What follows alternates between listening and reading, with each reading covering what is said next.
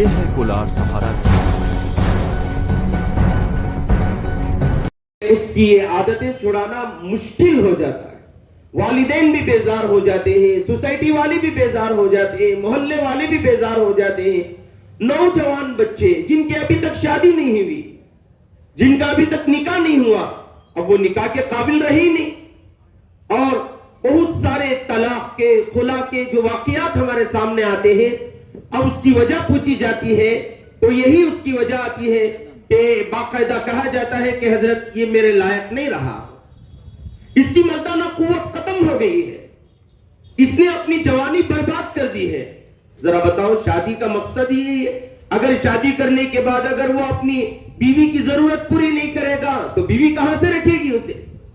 تو یہ بچپن سے نوجوان بچے آج کل جہاں وہاں پارک میں چلے جاؤ، یہاں ادھر اندر چلے جاؤ۔ ابھی ایک نوجوان رات کے تقریباً 11:30 بجے تھے، میں اپنے اس گلی کی بات کر رہا ہوں، کسی کام سے آنا ہوا، وہ نوجوان جا رہا ہے، نوجوان ہے، ہٹا کٹا نوجوان ہے، وہ جا رہا ہے، 3 کتے اس کے اوپر ہیں۔ مجھے بڑا تعجب ہوا اور وہ لے کر اس کو اپنے اوپر چھوڑ رہا ہے۔ مجھے بڑا تعجب ہوا، میں نے ان کو بھگانے لگا تو ایک صاحب کہنے لگے چھوڑا لو حضرت، ان کا روز کا ووچ ہے، کتوں کو پیار پڑے گا اور گھر کو جاتش نہیں۔ بعد میں معلوم ہوا کہ وہ شراب پیا۔ یہ اپنے جان کی حفاظت سب سے پہلی ہماری ذمہ داری ہے۔ اللہ قرآن میں فرماتے ہیں یا ایھا الذین آمنوا انما الخمر، بے شک شراب، والمیسر، جوا، جس کو ہم مٹکا کہتے ہیں، جوا بھی کہتے ہیں، اور مٹکے کی کئی طرح کی قسمیں اب آ چکے ہیں، آن لائن بھی مٹکا آ چکا ہے، ایسے بھی گھر کے اندر کا پورا پیسہ سب کچھ برباد کر رہے ہیں، ہم لوگ سب کچھ برباد کر رہے ہیں، اور الحمدللہ کمائی اچھی ہے، روزانہ کر، لیکن پیچھے اتنا قرض ہے۔ کیسے قرض ہوا؟ مٹکا کھیل کر سارے پیسے برباد کر دیے۔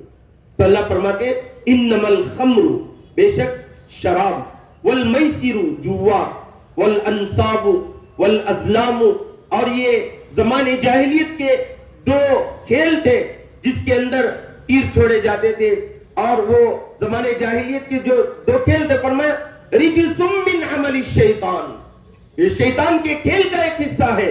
اللہ نے فرمایا فاجتنبوہ، تم اس سے بچو، لعلکم تفلحون، تاکہ تم کامیاب ہو جاؤ۔ یہ آیت نازل ہونے سے پہلے اسلام کے اندر شراب جائز تھا اور باقاعدہ شراب پی جاتی تھی، لیکن چند واقعات ایسے پیش آئے کہ صحابہ رضوان اللہ تعالی علیہ مجمعین، کچھ واقعات ایسے پیش آئے کہ جس کے اندر نقصان ہونے لگا، اللہ تعالیٰ نے ان آیتوں کو نازل کیا۔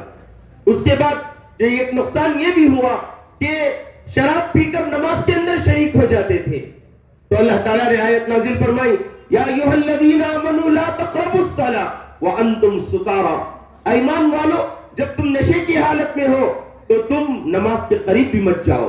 یہ تمام واقعات ہوئے، آیتیں نازل ہوئی، تاریخ میں لکھا ہے اور سیرت کے اندر لکھا ہے کہ صحابہ نے اپنے شراب کے مٹکوں کو مکہ کی گلیوں، مدینے کی گلیوں کے اندر ایسے بہایا جیسے ایک سیلاب جا رہا ہے۔ تمام صحابہ نے توبہ کی، اور اس کے بعد اس کی جو قباحتیں ہیں، اس کی مذمتیں بیان کی گئی، اور آج بھی قرآن اور حدیث کے ذریعے سے ہمیں یہی بتایا جاتا ہے، فرمایا کل مسکر حرام، ہر نشاور چیز حرام ہے۔ میرے بھائیوں مجھے معاف کیجئے گا، آج ہم دکان رکھ کر، اپنے دکانوں کے اندر ویمل رکھ کر، اپنے دکانوں کے اندر بیڑی سگریٹ رکھ کر، اپنے دکانوں کے اندر نشہ کی چیز رکھ کر ہم تو بہت کما لیے، ہم نے بلڈنگیں بن لی، ہم نے عمارتیں بن لی، ہم نے گاڑیاں خرید لی، لیکن تمہیں افسوس ہونا چاہیے تم نے ہماری قوم کے بچوں کو برباد کر دیا۔ تھوڑی چیز کے لیے، تھوڑی کمائی کے لیے، تھوڑے پیسوں کے لالچ کے لیے، اور آج کل وہ دکان چلتا ہی نہیں جس کے اندر ویمل نہ ہو، وہ دکان چلتا ہی نہیں جس کے اندر بیڑی سگریٹ نہ ہو۔ اسلام کیا کہتا ہے؟ اس کی خرید و فروخت مکروہ ہے۔ تو اس لیے سب سے پہلی بات اپنی جان کی حفاظت، جان میں نشہ اور چیزوں کا استعمال کرنا، نشہ اور چیزوں کے استعمال سے بچنا، یہ سب سے بڑی ذمہ داری ہے، خصوصاً ہمارے نوجوان بچے. میں آپ کو ایک رائے دیتا ہوں، ایک مشورہ دیتا ہوں. آپ سے وقت نہیں نکل رہا ہے. آپ جو ہے 9 سے 10 بجے تک یا 10 سے 11 بجے تک یہ وقت آپ کا کام میں نہیں آ رہا ہے. یہی وقت ہوتا ہے جب نوجوان بچے نشہ استعمال کرتے ہیں. میں آپ کو ایک رائے دیتا ہوں، اگر آپ کا وقت ہے سیدھے مسجد کو آ جاؤ، مسجد میں آ جاؤ. یہ 1 گھنٹہ مسجد کے اندر گزار دو، 1 گھنٹہ قرآن کی تعلیم کے اندر گزار دو، 1 گھنٹہ قرآن پڑھنے کے اندر گزار دو، اسلام کی تعلیمات حاصل کرنے کے اندر گزار دو. انشاءاللہ اللہ نے جو فرمایا لعلکم تفلحون، تاکہ تم کامیاب ہو جاؤ، کامیابی ہمارا مقدر بن جائے گی. پہلی چیز جان کی حفاظت. یہ میں ایک خلاصہ تمام جو ہمارے احباب نے بتایا اس کا خلاصہ میں بتا رہا ہوں شریعت کی نظر میں. ہمارے انسپکٹر صاحب نے تو ماشاءاللہ بہت ساری باتیں بتائی، اور اسی کو اسلام جان کی حفاظت سے تعبیر کرتا ہے. اور دوسرا مال کی حفاظت. جان کی حفاظت میں ہمارے سر نے جو بتایا، ایکسیڈنٹ کا ہونا، ہیلمٹ کا نہیں پہننا، اور اسی طرح ویلنگ کرنا، یہ بھی جان کی حفاظت نہ کرنے کے برابر ہے. اگر کوئی ویلنگ کر کے مر جاتا ہے، اگر کوئی اس کا انتقال ویلنگ کر کے اگر وہ ایکسیڈنٹ کی موت میں مر جاتا ہے، تو اپنی جان کی حفاظت نہ کرنے کی بدلے میں اللہ رب العزت کے پاس پوچھا جائے گا. یہ اس کی ضرورت نہیں تھی، یہ ویلنگ کرے گا، یہ مر کر چلا جائے گا. بتاؤ اس کے بوڑھے ماں باپ کا کیا حال ہوگا، رو رو کر ان کی کیا حالت ہوگی. سر نے بتایا بغیر ہیلمٹ کے ہمارے شہر کے اندر ابھی تک ماحول نہیں بنا ہے ہیلمٹ کا. میں بھی بغیر ہیلمٹ کے چلاتا ہوں. اگر ابھی ماحول نہیں بنا ہے تو اب سے ہمیں عمل کرنا چاہیے کہ ہیلمٹ کے ساتھ ہم گاڑی چلائیں. ہماری حفاظت ہے، ہماری حفاظت ہے. اور دوسرا فرمایا مال کی حفاظت. مال کی حفاظت کے اندر سر نے بہت ساری چیزیں بتائی. فون پے کا فراڈ ہے، گوگل پے کا فراڈ ہے، اور اسی طرح بہت ساری.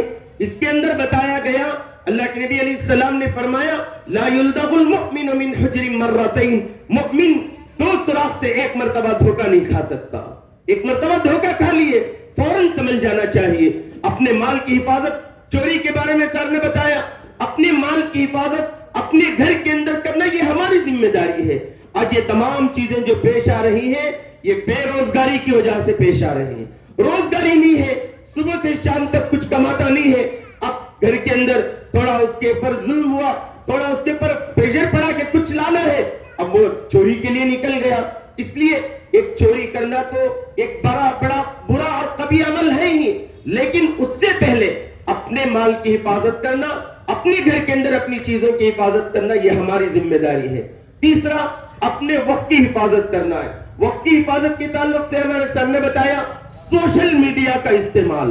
سوشل میڈیا کا استعمال ایسا نہیں کہ ہاتھ میں موبائل آ گیا، سوشل میڈیا آ گیا، گوگل یوٹیوب کے اندر اور اسی طرح انسٹاگرام کے اندر، ٹویٹر کے اندر، فیس بک کے اندر جو کچھ آیا پوسٹ کر رہے ہیں. نہ آگے دیکھا نہ پیچھے دیکھا، یہ کیا ہے، یہ کیا میٹر ہے، کچھ بھی نہیں دیکھا، پوسٹ کرتے جا رہے ہیں. اور اس کا استعمال وقت ملا تو ہاتھ میں موبائل آ گیا. اور اس کا صحیح سوشل میڈیا کا استعمال کر سکتے ہیں، اجازت ہے. صحیح چیزوں کے لیے کرو، غلط چیزوں کے لیے سوشل میڈیا کا استعمال نہ کرو. آج کے زمانے کے اندر سوشل میڈیا ایک بہت بڑی طاقت ہے، ایک بہت بڑی طاقت ہے. ایک بات کسی کو پہنچانا ہے تو سوشل میڈیا کا استعمال کریں گے، منٹوں میں ہزاروں لاکھوں کروڑوں لوگ دیکھ لیں گے. تو حالانکہ اس کا استعمال کوئی بری چیز نہیں ہے، لیکن صحیح چیزوں کے لیے اس کا استعمال کیا جائے. اگر ہم نے اس کا غلط استعمال کیا، یوٹیوب کا غلط استعمال کیا، واٹس ایپ کا غلط استعمال کیا، انسٹاگرام کا غلط استعمال کیا، ایک تو اپنا وقت ضائع ہوتا ہی ہے، اپنے وقت ضائع ہوتا ہے. لیکن حکومت کی گرفت اب آئیں گے، جیسا کہ بتایا کہ ڈاٹا ہر ایک چیز ان کے پاس محفوظ ہے. وہ ہم کہیں بھی جا نہیں سکتے، ہمارا ڈاٹا کہیں بھی نہیں جا سکتا. ذرہ کر کے وہ جو ہے ہمارے پاس لا کر کے، بس زیادہ وقت لینا میں نہیں چاہتا، بس تمام ہمارے ڈاکٹر صاحب نے ماشاءاللہ بڑی اہم بات بتائی کہ ہمارے شہر کے اندر اس کا ایک سینٹر ڈاکٹر صاحب جو ہے یا کھول رہے ہیں یا ابھی کھولنے والے ہیں. بہت اچھی بات ہے، ورنہ تو بنگلور جانا پڑتا تھا. بنگلور کے پاس نشاموں کو وہاں سینٹر سے والا لے جا کر بہت ساروں کو ہم نے بھی بھیجا ہے، ہم نے بھی چھوڑا ہے. لیکن بڑی خوشی کی بات ہے کہ اگر ہمارے شہر کے اندر یہ سینٹر شروع ہو رہا ہے، ہم مبارکباد دیتے ہیں ڈاکٹر صاحب کو. اور اسی طرح جو باتیں تینوں احباب نے بتائی اس کا خلاصہ میں نے آپ کے سامنے بتایا. اپنے جان کی حفاظت کرو، اپنے مال کی حفاظت کرو، اپنے وقت کی حفاظت کرو، انشاءاللہ کامیاب ہو جاؤ گے. میں منتظمین کا شکریہ ادا کرتا ہوں کہ انہوں نے مجھ ناچیز کو یاد کیا، کچھ باتیں بتائی. اللہ ہم سب کو ان باتوں پر عمل کی توفیق عطا فرمائے. وآخر دعوانا الحمدللہ.